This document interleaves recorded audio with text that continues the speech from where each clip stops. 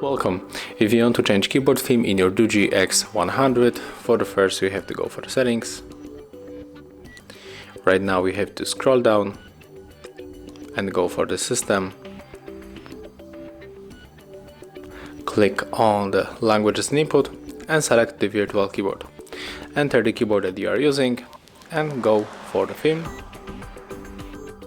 And here we got a couple of the themes, and if you want to apply your favorite from the colors or landscapes, you have to just enter for it.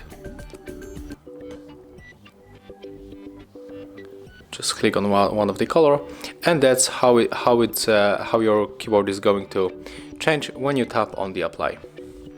Thank you guys for watching. Leave thumbs ups, comments and subscribe to our channel.